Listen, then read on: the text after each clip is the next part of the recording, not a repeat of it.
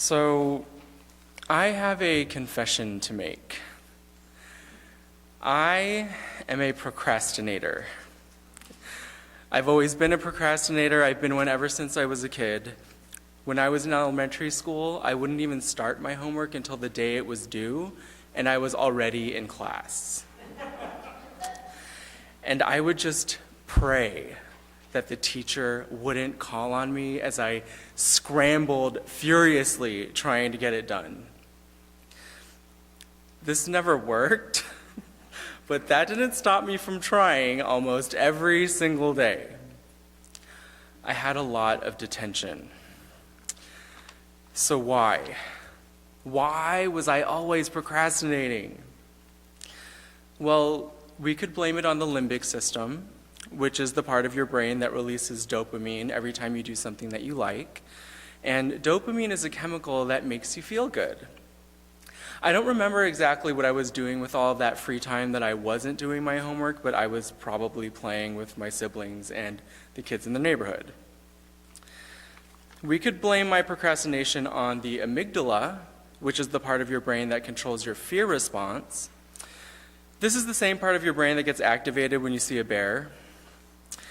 Because when you procrastinate, a lot of times you experience a mild fear response. Now, we're not talking about big fears like bears, but real fears like the fear of not knowing where to start, or the fear of doing something that you don't want to do, or the fear of failure. It is far easier to think about doing something than it is to actually do it. Now, our text today is about some people who do things and some people who don't. People who act without thinking and some people who maybe think a little too much. In this story, Jesus is having dinner with his friends. Martha is working hard, as we so often see her doing, and Mary is sitting with Jesus. Mary somehow comes to the realization that this is an important moment. She's seized with this desire to show Jesus how much he means to her, and some would say that without thinking, without considering the implications of what she was doing, she uses up a year's salary worth of perfume by pouring it on Jesus' feet. A year's salary to make someone's feet smell good. She was caught up in the moment. She was alive. Now, Judas tries to pull her out of this moment, tries to chastise her by saying that they should have sold the perfume and given the money to the poor. Now, if we're going to be honest with ourselves, I think a lot of us probably would have thought the same thing if we were there. I mean, what's more important, making someone's feet smell good or making sure that people who don't have money can buy food? The text tries to help us out a little bit by saying that Judas was a thief and that his intention was to steal the money, but I think that's actually besides the point, because even if he wasn't going to do that, even if his intentions were honest, he wasn't seeing what was important. Now, true, his mind was elsewhere, namely all that money that he wasn't going to be able to steal, but what was important in that moment was that Jesus was there. Jesus was with them, sitting right in front of them and telling them, be present. Be aware of what is happening around you. They would always have the poor, but he was only going to be with them for a short time. So in this story, we have one person who is acting in the moment, right? And another person concerned with the future. Whether that future is feeding the poor or stealing money, it's still about the future. Obviously, we need to think about the future. It's important. People need to go to school so they can get jobs. We need to save money so that we can pay our bills. And we absolutely have to make sure that there's going to be a planet left for the people that come after us. All of that stuff, it's important.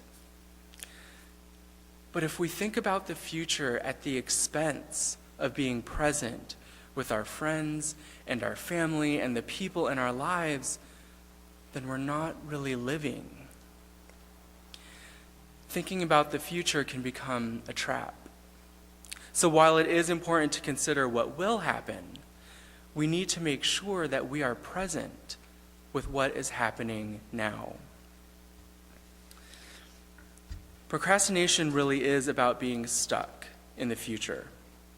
There's actually been a lot of research done on procrastination. I saw this video one time about what people could do to stop procrastinating, and the advice that they gave was to just get up and do what you're supposed to do. Seriously, as if it could be that simple. I bet most of the people watching that video were probably procrastinating from what they were actually supposed to be doing in the first place. If I could just get up and do what I was supposed to do every time I was supposed to do it, then I wouldn't be a procrastinator and I wouldn't need to watch that video. But if we just take a second and step back and think about this a little bit, the video's advice does kind of make sense. Because procrastination really isn't about doing something or not doing something, it's about thought. Because if you're a procrastinator, it's the thought of doing something that's actually stopping you from doing it. Even when you know you'd rather be doing that something else. I know it's completely illogical, it doesn't make any sense, but I've been there. There's another video that said while a person is procrastinating, there's actually a battle being raged inside of their brain between their limbic system and their prefrontal cortex. You remember the limbic system where dopamine comes from? So your prefrontal cortex deals with higher thought processes. This is the part of your brain that tells you to study for your test, to go do the laundry, that you need to buy groceries. The limbic system, on the other hand, is a more primitive part of your brain. This is the part of your brain that wants to play. It wants to log onto Facebook, it wants to play video games, it wants to hang out with friends. It doesn't want to work. But the thing is, and I really hope that each of you have experienced this before, work can be fun. Now, it's probably not going to be the laugh out loud, going to an amusement park kind of fun, but a deeper, creative sense of accomplishment that really sticks with you kind of fun.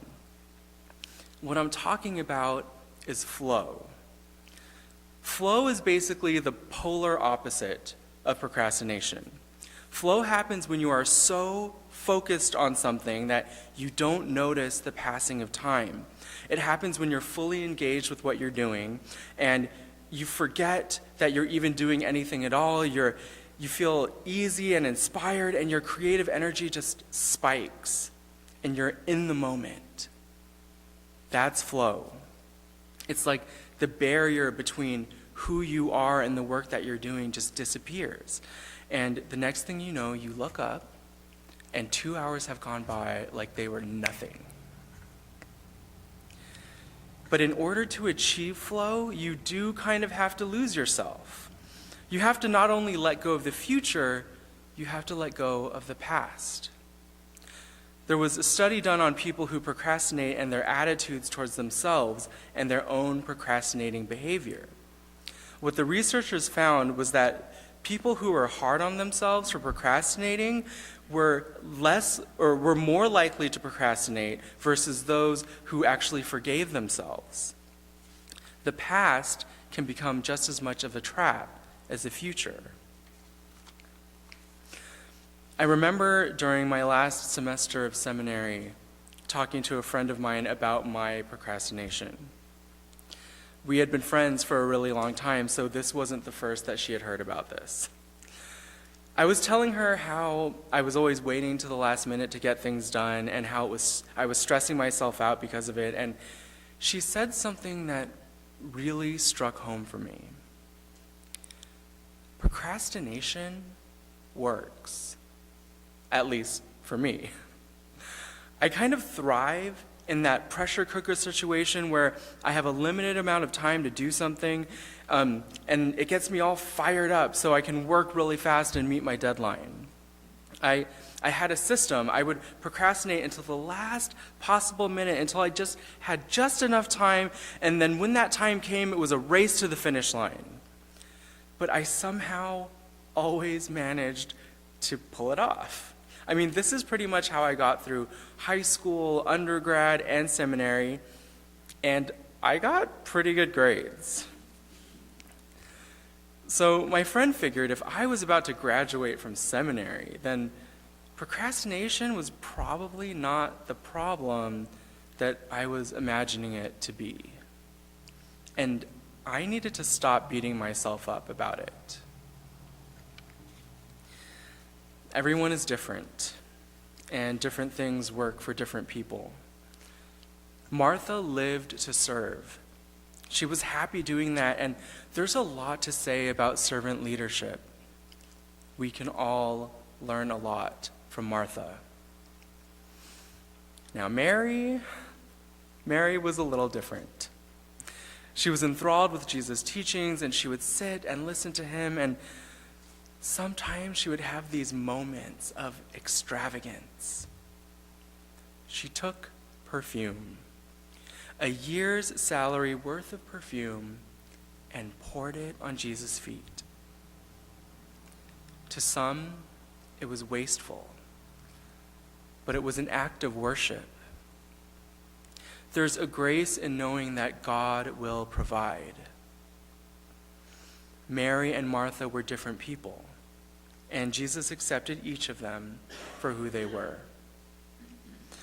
I've learned to accept that I'm a procrastinator. Sure, when I was younger and I didn't understand myself, it made things hard. But I'm older now, and I've lived with this for a while. I'm still a procrastinator, but I've found ways to actually make it work. Everyone has to figure out who they are and what works for them. I would imagine that Martha probably didn't procrastinate very much. But if I had to guess, I'd guess that Mary probably did. She was a dreamer. She was a visionary. And maybe she didn't always do the right thing in the eyes of society, but she saw what was happening around her. She was present, and she saw it. And a lot of times, that's enough. Amen.